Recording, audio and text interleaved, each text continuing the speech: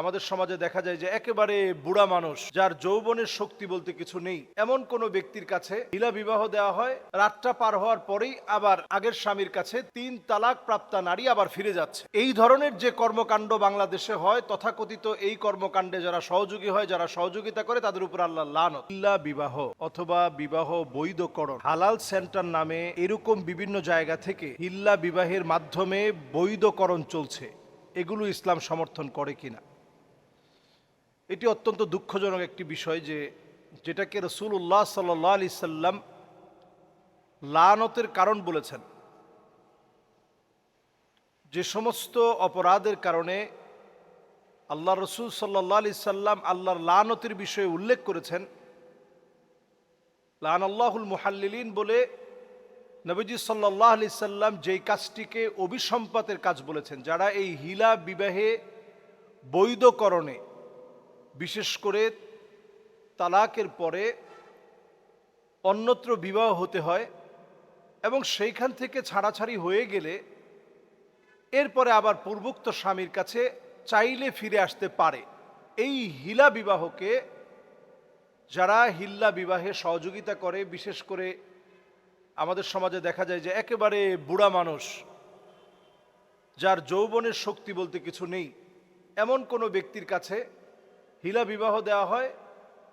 রাতটা পার হওয়ার পরেই আবার আগের স্বামীর কাছে 3 তালাক প্রাপ্তা নারী আবার ফিরে যাচ্ছে। এই ধরনের যে কর্মকাণ্ড বাংলাদেশে হয়, তথাকথিত এই কর্মকাণ্ডে যারা সহযোগী হয়, যারা সহযোগিতা করে, তাদের উপর আল্লাহ লানত। এটি পরিষ্কার হাদিস থেকে প্রমাণিত। তো বাংলাদেশের এই বিষয়টি আমরা অনেক সময় দেখি যে এইরকম হিলা বিবাহে অথবা হিল্লা দেওয়ার ক্ষেত্রে কিছু লোকই থাকে, তারা ভাড়া করা থাকে, তাদেরকে টাকা দেওয়া হয়, তারা এইভাবে এই কাজটা সম্পন্ন করে। এটা সম্পূর্ণরূপে ইসলাম নিরুৎসাহিত করেছে। ইসলামের পদ্ধতি হচ্ছে শারঈ পদ্ধতিতে ওনার অন্যত্র বিবাহ হয়ে যাবে। ওইখান থেকে যদি সারাসারি হয়, যেমন নবীজি সাল্লাল্লাহু আলাইহি সাল্লামের কাছে জনৈকা মহিলা নবীজি সাল্লাল্লাহু আলাইহি সাল্লামের কাছে আসছে। তো নবীজি সাল্লাল্লাহু আলাইহি সাল্লামের কাছে এসে তিনি বোঝাতে চাইলেন, রিফায়ার কাছে তিনি ফিরে যাবেন। আতুরিদিনা, নবীজি বললেন, তুমি কি চাও আন তারজিই ইলা রিফাআহ, যে রিফার কাছে তুমি চলে যাবা, তুমি কি এমনটা চাও? তো যেহেতু নারী, তিনি একেবারে চুপ করে রইলেন। আল্লাহ নবী সাল্লাল্লাহু আলাইহি সাল্লাম তার কাছ থেকে সম্মতির লক্ষণ পেলেন যে আসলে তিনি চান ওনার পূর্বের জামাইয়ের কাছে ফিরে যাবেন, স্বামীর কাছে ফিরে যাবেন। নবীজি সাল্লাল্লাহু আলাইহি সাল্লাম তখন বললেন, ঠিক আছে, তাইলে তুমি তোমার পূর্বোক্ত স্বামীর কাছে ফিরে যাও। তাহলে প্রথম যে স্বামীর কাছে তিনি ছিলেন সেখানে ফিরে যেতে হলে আরো একটা বিবাহ লাগবে, এবং সেই বিবাহে শুধুমাত্র নামে বিবাহ হলে চলবে না, তাদের মধ্যে সংগঠিত হতে হবে সম্পর্ক। এরপরেই কেবল যদি ছাড়াছাড়ি হয়, তাহলে তিনি প্রথম স্বামীর কাছে আবার হালাল হয়ে ফিরে যেতে পারবে।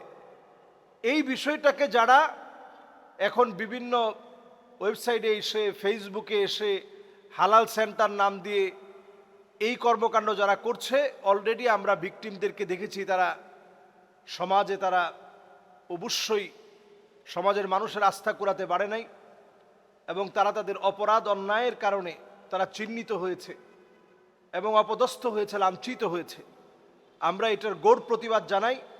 ইসলামের হালাল কোনো বিষয়কে নিয়ে যেভাবে কোনো আপত্তিজনক পরিস্থিতি সৃষ্টি করা যাবে না, অন্যদিকে ইসলামের বিষয়গুলোতে আমাদের প্রত্যেকের দরদ থাকতে হবে। তলাকের ব্যাপারে আমাদের সজাগ থাকা লাগবে। আমি দেখলাম বাংলাদেশের একজন বক্তা, সে মাহফিলে বলতেছে মনে মনে তালাক দিলেও তালাক হয়ে যাবে। এই যে না জানার কারণে আমরা অনেক সময় অহেতুক কথা বলে ফেলি। তলাকটা এমন, হাসতে হাসতে অভিনয় করে করে দিলেও তালাক হবে, কিন্তু মনে মনে তালাক দিলে তালাক হবে না, এটা কোনো ফিকার কিতাবে নেই। তবে হ্যাঁ, হাসতে হাসতে যদি কেউ তালাক দেয়, তালাক হয়ে যাবে। রাগের মাথায় তালাক দিলেও তালাক হয়ে যায়। একেবারে খুব গোসায় আপনি ফেটে পড়ে তালাক দিয়েছেন, তালাক হয়ে যাবে।